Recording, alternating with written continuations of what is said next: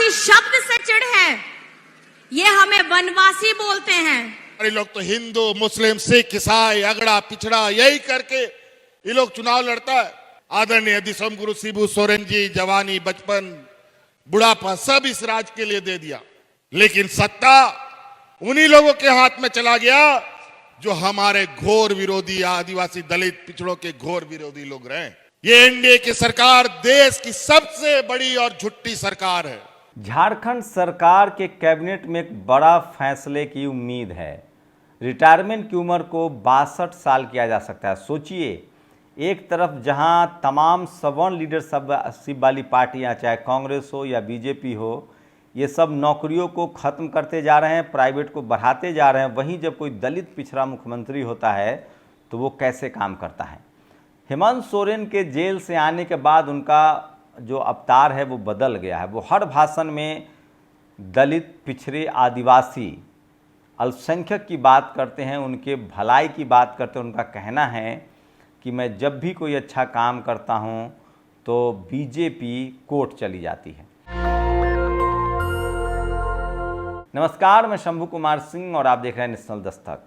Hemant Soren retirement की उम्र को बढ़ाने जा रहे हैं, 62 साल करने जा रहे हैं, लेकिन जिस तरह से पिछले जेल से आने के बाद वो लगातार सड़कों पर हैं। एक मुख्यमंत्री के तौर पे देखे तो कहा जा रहा था कि चंपई सोरेन जब इस्तीफा दिया और वो बीजेपी के साथ गए तो कहा जा रहा था कि इससे पार्टी को बड़ी डेफिसिट होगी, लेकिन हेमंत सोरेन ने जिस धैर्य से पार्टी को संभाला है और मोर्चा खोला है वो शानदार है। एक भी दिन हेमंत सोरेन घर नहीं बैठते हैं। वहीं उनकी पत्नी जो है उन्होंने भी मोर्चा खोल रखा है, ये सबसे खास बात है, और वो लगातार दौरा कर रही हैं। और इस दौरे से आप समझ सकते हैं कि किस तरह से हेमंत सोरेन ने एकदम तय कर लिया है कि वो अब इस लड़ाई को आगे बढ़ाएंगे। तो हेमंत सोरेन जो है और कल्पना मुर्मू सोरेन, ये दोनों निकल रहे हैं एक साथ और एक मैया योजना चला रहे हैं, मैया सम्मान यात्रा कर रहे हैं, जिसमें इतनी भीड़ जुट रही है कि आप कल्पना नहीं कर सकते हैं। और हेमंत सोरेन के जुबान पर दलित, पिछड़े, किसान, आदिवासी, अल्पसंख्यक है। सुनिए।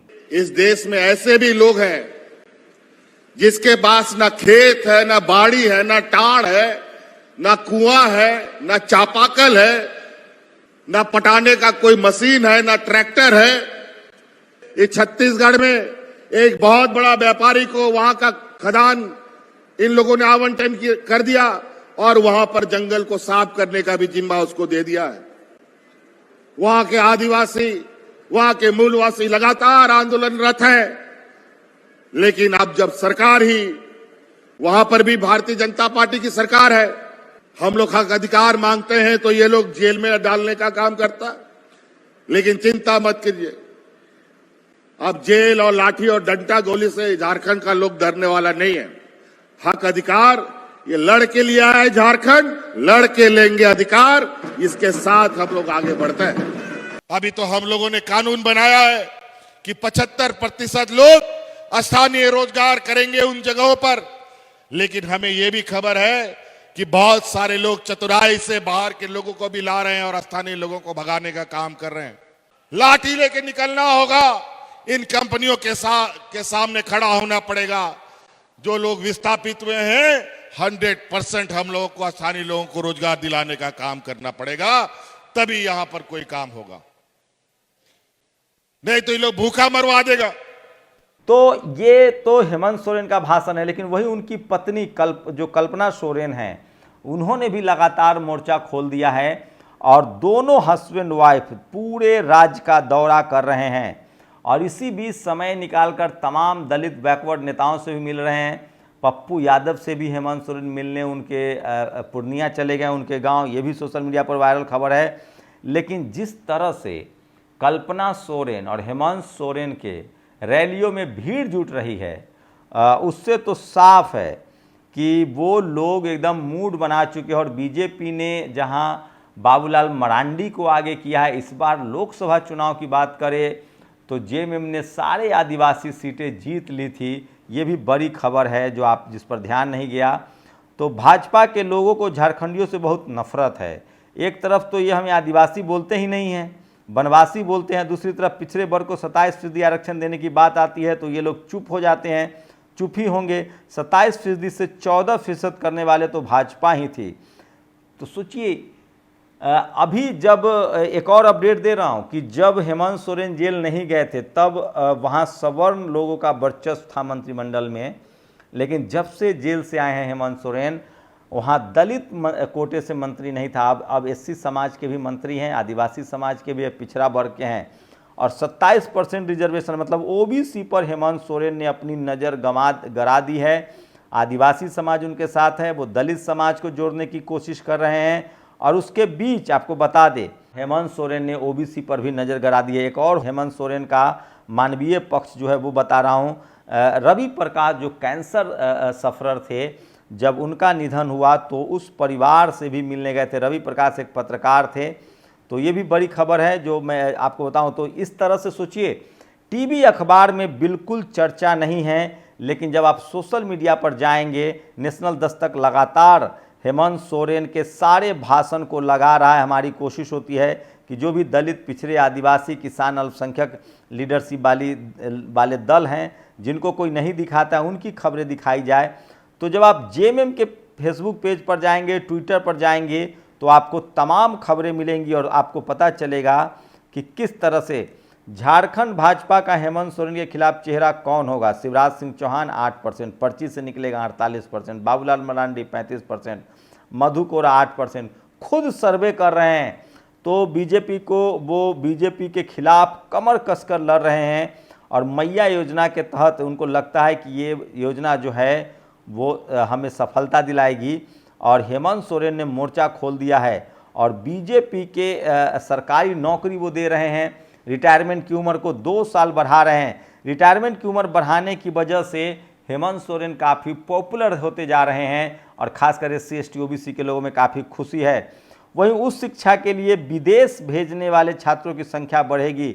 ये हेमंत सोरेन ने 100 बच्चों को क्यों नहीं, अगर हम 25 बच्चों को पढ़ाई के लिए विदेश भेज सकते हैं तो 100 बच्चे क्यों नहीं, तो उसकी भी कोटा को हेमंत सोरेन ने बढ़ाया है। तो अब हेमंत सोरेन और उनकी पत्नी कल्पना सोरेन ने मोर्चा खोल दिया है और वो लगातार यात्राएं कर रहे हैं, लगातार झारखंड में घूम रहे हैं। और आपको बता दें कि विपक्षी गठबंधन के एक बड़े मजबूत चेहरा हैं और राज्य में काम करने पर विरोधी जाते हैं कोर्ट हेमंत सोरेन। तो हेमंत सोरेन काफ़ी खुलकर बहुजन राजनीति कर रहे हैं। जेल से आने के बाद उनका पूरा जो कैरेक्टर है वो बदल गया है। मैं वही कुछ उनके भाषण सुन रहा था।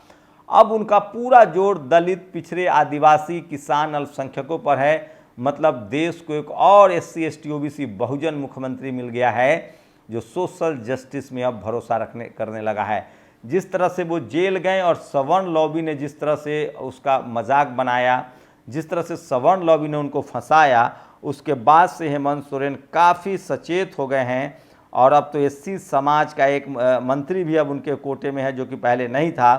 तो झारखंड चुनाव में हेमंत सोरेन की लगातार कोशिश है। उनको पता है कि आदिवासी समाज उनके साथ है और अगर एससी समाज और ओबीसी को जोड़ लिया जाए तो बड़ा राजनीतिक फ़ायदा होगा। अगर ओबीसी के लिहाज से बात करें तो वहाँ आजसू एक है पार्टी है जो महतो समाज वहाँ बहुत बड़ी संख्या में है। लेकिन हेमंत सोरेन लगातार अब दलित, पिछड़े, अल्पसंख्यक, किसान की बात कर रहे हैं और इससे साफ है कि उनकी फ़ैन फॉलोइंग जो है बढ़ रही है और उनकी रैलियों में भीड़ जो है वो काफ़ी ज़्यादा है। जाते जाते कल्पना सोरेन और हेमंत सोरेन का ये 2 छोटा भाषण सुनिए, किस तरह से दोनों पति पत्नी ने बीजेपी के खिलाफ मोर्चा संभाल लिया है। हमारे विपक्ष के बीजेपी वाले लोग हम लोगों को आदिवासी भी नहीं बोलते हैं। इनको आदिवासी शब्द से चिढ़ है। ये हमें वनवासी बोलते हैं। और जब हेमंत जी की गिरफ्तारी हुई थी तो आप लोगों को जानकर के हैरानी होगी, एक बड़े मीडिया एंकर ने हमारे झारखंड के माटी, झारखंड के बेटे को जंगली कह करके पुकारा था। हाँ, हम जंगल से आते हैं और ये हमारा गुमान है। हमारे पर्वत, हमारे जंगल, हमारी नदियां, हमारी प्रकृति, यही तो हमारी संपत्ति है। सरना धर्म कोड को लेकर के कितना जद्दोजहद हुआ, सरना धर्म कोड दो, सरना धर्म कोड दो। हम लोगों ने विधानसभा से पारित करके दिल्ली भेज दिया और उसमें इन लोगों ने धूल मिट्टी डाल करके और नीचे गड्ढा में डाल दिया। ये लोग देने वाले लोग नहीं है, ये वाले लेने वाले लोग हैं, लूटने वाले लोग हैं। बूढ़े बुजुर्गों को पेंशन देने के लिए पैसा नहीं है, हमारे नौजवानों को पढ़ने लिखने के लिए उनके पास पैसा नहीं है देने के लिए, महिलाओं को सशक्तिकरण करने के लिए इनके पास पैसा नहीं है। लेकिन इनके अदानी अंबानी बड़े बड़े व्यापारियों का अरबों खरबों रुपया माफ करने के लिए पूरा पैसा भरा हुआ है। क्या लगता है झारखंड में हेमंत सोरेन की सरकार आएगी या जाएगी? आपकी प्रतिक्रिया क्या है? शुक्रिया। नेशनल दस्तक की आपसे गुजारिश है कि अगर इसको बचाना चाहते हैं तो नेशनल दस्तक को सब्सक्राइब करने के लिए रेड कलर के सब्सक्राइब बटन को दबाएं, फिर बेल आइकन की घंटी दबाएं। नेशनल दस्तक को बचाने के लिए बहुत जरूरी है कि हर खबर को शेयर करें, लाइक करें, कमेंट जरूर करें।